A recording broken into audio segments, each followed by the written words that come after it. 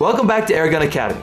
In the previous episode, we gave you a brief overview of how to use open rifle sights.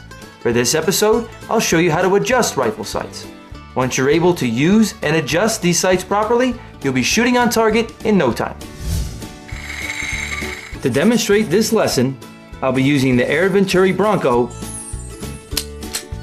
and the RWS Diana 48. Let's get started.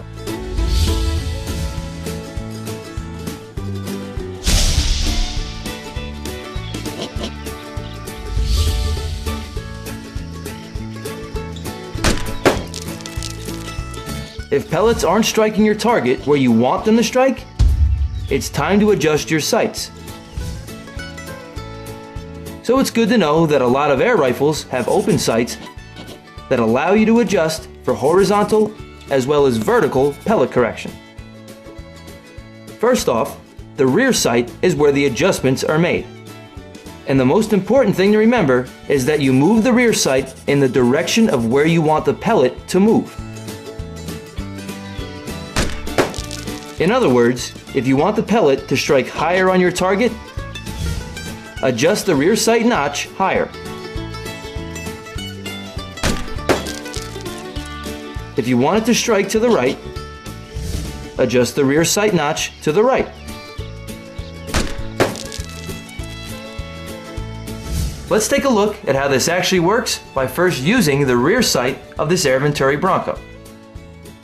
You'll notice that there's a sliding plate that has steps or notches in the center of the rear sight leaf. This plate holds the sight notch in place at whatever elevation you select. To adjust for elevation, simply slide the plate forward or backward until your pellets are hitting your target at the elevation you want.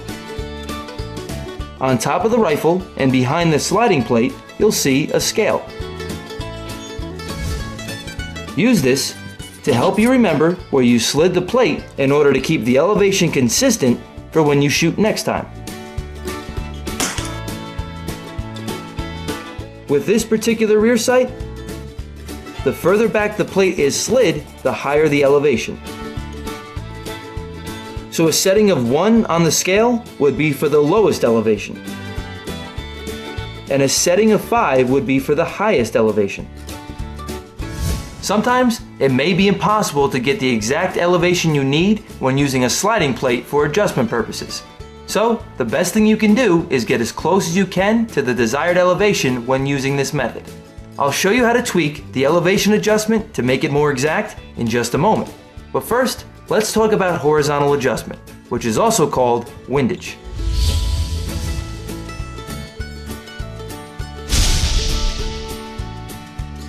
To adjust for windage with a rear sight like this one, you'll need to loosen both of the Allen screws that are located at the front of the sight leaf. However, it's important that you only loosen the front screw slightly, because the entire sight leaf pivots on it. Next, push the leaf either to the left or to the right, whichever direction you want to adjust the movement of the pellet. Finally, tighten both screws to secure the rear sight to the rifle, and you're ready to shoot on target. Adjusting for windage is a trial and error process, so don't get frustrated if you're unable to get your adjustments exactly accurate on the first few tries. Precision will come with time. On other air rifles, like this RWS Diana 48 side lever, the rear sight adjustment is a bit more refined. Let's check it out.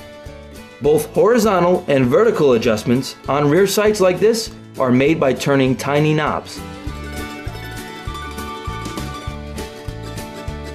These knobs have very precise click stops, which are known as detents. Sometimes there are scales for these adjustments, much like the scale we saw on the Airgun Bronco, so you can see where you're positioning the notch of the rear sight. But that's not always the case, so it's a good idea to know how to make these adjustments without the help of a scale. Regardless of how sight adjustments are made on your air rifle, remember that you must always move the rear sight in the same direction as where you want the pellet to move.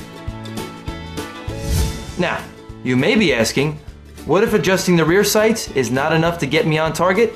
Or what do I do with the few air rifles whose sights aren't adjustable? Don't worry, we got you covered. As I said before, there is a way to tweak your elevation adjustment to get your shot even more exact after you've adjusted your sights using your sliding plate or sight leaf. If you remember from our last episode, I said it's important that the tops of both sights appear to be level when looking through the notch of the rear sight. Otherwise, the elevation of the shot will be way off. That holds true if your sight adjustments have you perfectly on target. If not, keep in mind that where the pellet strikes your target depends on where the front post is positioned relative to the notch in the rear sight. Let's illustrate. If your pellets are striking too low in your target, then you obviously want the pellet to go higher. To do this, position the front post above the level point of the top of the rear sight. If you want your pellets to strike lower, do the opposite. Position the front post below the level point of the top of the rear sight. I also said last time that it's important to have an equal amount of light on either side of the front post when looking through the notch of the rear sight. Again, this holds true if your sight adjustments have you perfectly on target.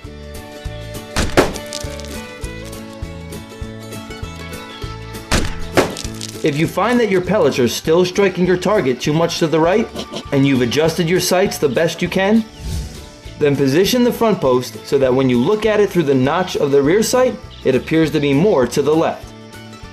This will result in having more light on the right side of the front post. The same holds true if your pellets are striking your target too far to the left.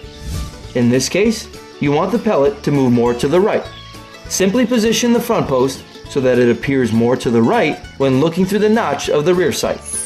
This will result in having more light on the left side of the front post. Applying adjustments for windage without the use of mechanical adjustments like a sliding plate or sight leaf is known as Kentucky windage. Once you're more familiar with your rifle and you get more practice with this type of sighting, you'll be able to get more precise shots using Kentucky windage. You'll be hitting your target spot on once you learn how to adjust your sights. Just follow these basic instructions and keep on shooting. And remember the most important rule about sight adjustment. Always move your rear sight in the same direction as you want your pellet to move. Proper sight adjustment doesn't take too long to master. Just don't get frustrated. And remember, even the slightest adjustment can make a big difference. Thanks for watching Airgun Academy.